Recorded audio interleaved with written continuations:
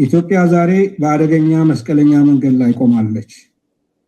በተለያዩ የሀገራችን ክፍሎች እየተከሰቱ ያሉ ጦርነቶች የተነጣጠሉ ቀውሶች ሳይሆኑ ሀገሪቱን ወደ መበታተን የሚገፋፉ አደገኛና የሚነጋገቡ ቀውሶች ናቸው። በአሁኑ ጊዜ እየታዘብን ያለነው የሰው ሕይወት መጥፋትና የኑሮ ውድመት ብቻ ሳይሆን እንደ ሀገርም እንደ ሕዝብም እንድንቆም ያደረጉን መሰረቶች መሸርሸር ጭምር ነው። ይህ አደገኛ ሂደት መፍትሄ ሳይበጅለት ከቀጠለ አደጋው የረጅም ጊዜ ያለመረጋጋት ብቻ ሳይሆን የመበታተን አስፈሪ ውጤት የሚያስከትል መሆኑ ግልጽ ነው። ይህ ስጋት መሰረት የሌለው ስጋት አይደለም። መላ ሀገሪቱን ያዳረሰ ጦርነት፣ ተቋማት እየተዳከሙ የሄዱበት፣ በማህበረሰቦች መካከል ያለው አለመተማመን እየሰፋ መምጣት ግልጽ የአደጋ ምልክቶች ናቸው። ይህ ችግር ስር እየሰደደ ሲሄድ አገሪቱን ማዳን በጣም አስቸጋሪ ይሆናል። ትግራይ ካለችበት ሁኔታ አንጻር ይህ እውነታ አደጋው ከፍ ብሎ ይታያል። በትግራይ የተኩስ ድምፅ ቢቆምም ጦርነቱ በብዙ መልኩ በተለያዩ መንገዶች ቀጥሏል። የትግራይ ህዝብ የኢትዮጵያ ፌዴሬሽን አባል ሆኖ ሳለ መሰረታዊ የዜግነት መብት ግን ሙሉ በሙሉ ተነጥቋል። የመሰረታዊ ፍላጎቶች አቅርቦት፣ የበጀት ድጋፍ፣ ነዳጅ፣ መድኃኒትና አስፈላጊ አገልግሎቶች ተነፍጓል። ትግራይ ከኢትዮጵያ የፖለቲካና የአስተዳደር ተቋማት ከተገለለች 8 ዓመት ሞላት። ትግራይ በፌዴሬሽን ውስጥ ሙሉ በሙሉ ያልታቀፈ ወይም ደግሞ ሙሉ በሙሉ ከፌዴሬሽኑ ያልወጣ ክልል ሆኖ የትግራይ ህዝብ በገዛ ሀገሩ ባይታወር እንዲሆን ተደርጓል። በትግርኛ ብሂል እንደሚባለው ውጣልኝ አትበለው እንዲወጣ አድርገው አይነቱ የትግራይ ህዝብ ክፉኛ ኃላፊነት በጎደለው መልኩ በአገሩ እየተገፋ ነው። በእርግጥ የብልጽግና መሪዎች በጨካኝ ስራቸው ብቻ ሳይሆን ባልተገራ አንደበታቸው የትግራይ ህዝብ ከኢትዮጵያዊነት አጥር እንዲወጣ በተደጋጋሚ ጥሪ አቅርበዋል። በዚህ አስቸጋሪ ሁኔታ ውስጥ ሆኖም የትግራይ ህዝብ ህገ መንግስቱን አክብሮ በሰላማዊ መንገድ ምላሽ ቢጠብቅም የተለመደው የመንግስት ምላሽ ኃይል፣ ማስፈራራትና ጦርነት ሆኗል። የብልጽግና መንግስት ደም አፋሳሽን ጦርነት ያስቆመውን የፕሪቶሪያ ስምምነት ተግባራዊ በማድረግ ትግራይ ወደ ህገ መንግስታዊ ስርዓት እንደማስገባት የፈረመውን ስምምነት ክዶ ወደ ሌላ የጄኖሳይድ ዙር ጦርነት እየተንደረደረ ይገኛል። በእርግጥ ኢትዮጵያን የገጠሟት ፈተናዎች በየትኛውም ክልል በላይ የሚዘልቁ መሆናቸው እገነዘባለሁ። የፌዴራል መንግስት ጦርነት ያላወጀበት ህዝብ የለም። አስገራሚው ነገር የብልጽግና መንግስት ጦርነቱም ህጋዊ ቅቡልነትም ሁለቱም ባንዴ መሻቱ ነው። አንዱን መምረጥ አለበት።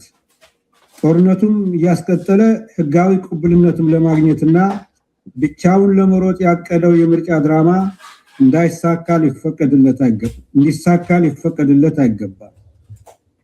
በመላ ሀገሪቱ የፖለቲካ ምህዳሩ ጨርሶ ጠፍቶ በተቋማት ላይ ያለው እምነት ሙሉ በሙሉ በኖ ግጭቶች የሚሊዮኖች ህይወት እየቀጠፉ በቀጠሉበት ሁኔታ ምርጫ የኢትዮጵያን ህዝብ ስቃይ እንዲራዘም መፍቀድ ነው።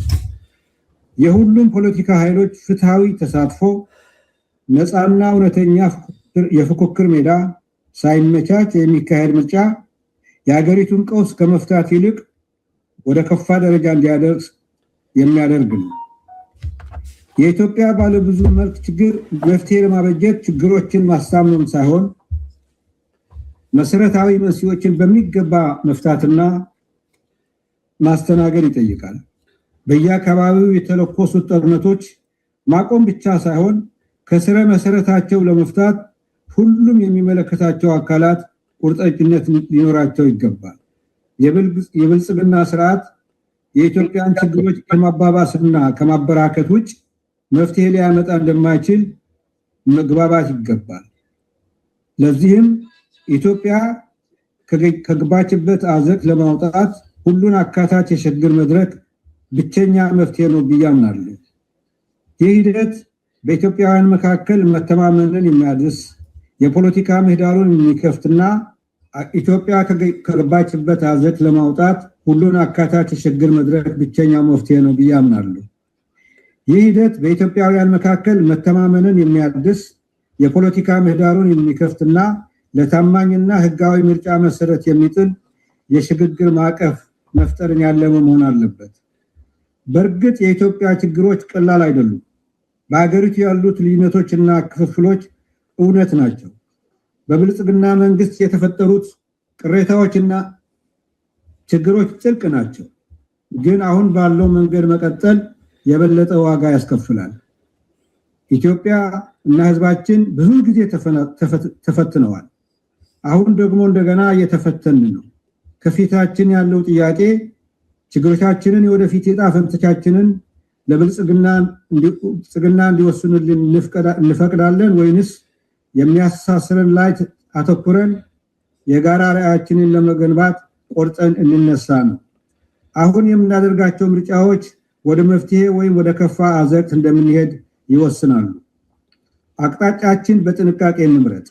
አቅጣጫችን በኃላፊነት መንፈስ እንወስን። ይህ ድፍረትን ይጠይቃል። ከመሪዎች ብቻ ሳይሆን ከሁላችንም።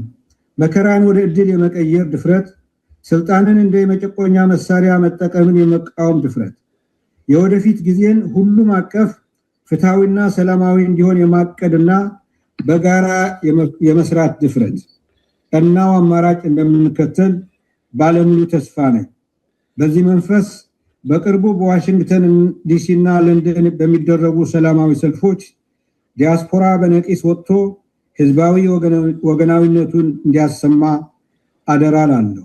ጦርነት ይቁም፣ ሰላም ይስፈን፣ የግፍ አገዛዝ ይብቃ፣ ሽግግር መንግስት ከምርጫ በፊት። አመሰግናለሁ።